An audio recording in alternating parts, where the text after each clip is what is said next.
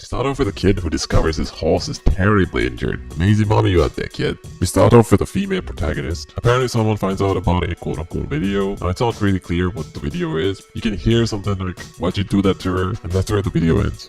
Zadie gets trapped in her apartment. Shelly realizes this and tells Dom that Zadie is in huge danger. This police officer looking guy seems to be following her from behind. Shelly bumps into some cops and obviously the Zaza just falls out. And then we have Mr. Bare-Ass Naked over here. For some reason he just keeps thinking about this horse. Turns out it was the same kid from the intro. Mr. Naked over here sees Shelly walking to jail obviously because of that whole Zaza possession. Now we transition into this woman who says they found her and continues to interrogate Zadie. Some demonic crap happens. This guy just mumbles some, I don't know, some Playboy party in her ear, and she just like herself. We're back with Mr. Bare-Ass Naked. Ellie seems to notice this guy. They sit next to each other during lunch. Mr. Naked gets dragged away. In the process, he just yells out his name like he's some Dragon Ball Z character. It seems like two AI models are like flirting with each other. But hey, they seem to be pretty into each other. The people that captured Zadie earlier are for Shelly this time, and she seems understandably pretty terrified about it. There's like an air tag or whatever on their legs, and Eric's like, I know a trick. And he basically removes it from both of their ankles and just like scrambles out of there through like an air vent. They catch a ride to the city on a passing vehicle. Back to the city.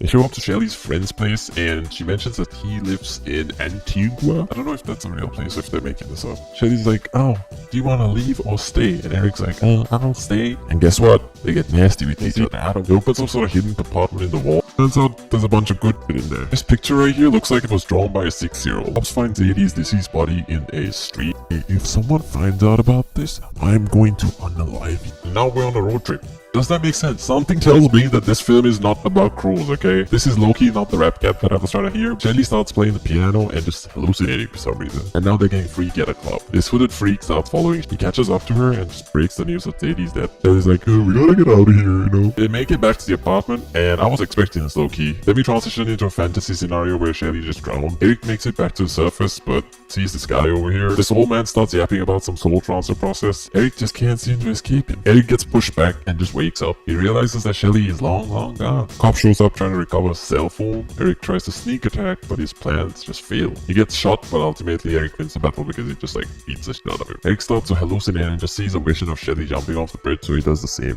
Like, bro, we're back at this place. Old man over here tells Eric that Shelly's in a much worse place and that he needs to feed his soul to the devil in order to get her back. Now Eric's back on Earth. He goes up to his friend's house and he's like, can I have a gun? I don't know, it's kind of a weird request. His friend's like, hey bro, I don't judge you for that. He gets into Shelly's mom's limousine.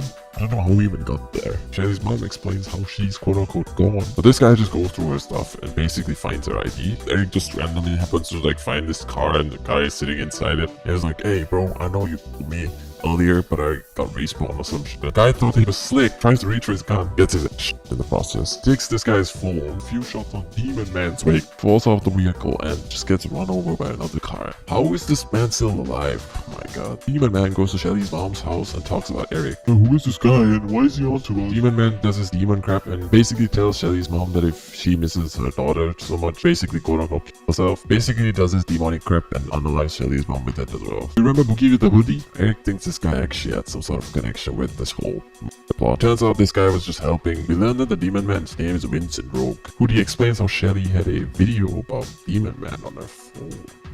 Interesting. And that's why the Demon Man is after her. He goes to the apartment and manages to find Shelly's phone in the same compartment as earlier. The video's still on it and turns out Mr. Demon Man put Shelly under some sort of spell and Shelly is the one who unalives her friend. It goes back to his friend's place for some help. The cops show up at his friend's place, the commotion unfolds, and basically this guy who had nothing to do with the whole commotion just gets shit in the process. And guess what? Eric gets shot in the process as well. The old man basically goes back to his yap. Shelly is dude, this guy just can't seem to take no for an answer. He goes as far as basically trading his soul to save Shelly's life. Like, are you serious? Then he respawns like it's a Team Rumble match and then just happens to be Mr. Immortal over here wants revenge. So he starts following the lady who was after them at the start. Basically all her guards just encountered about 30 people just getting dropped like flies. Old lady over here, her name seems to be Marion. It's not like I care anyway. Marion calls the Demon Man and explains the situation. The Demon Man's like, yeah, GG.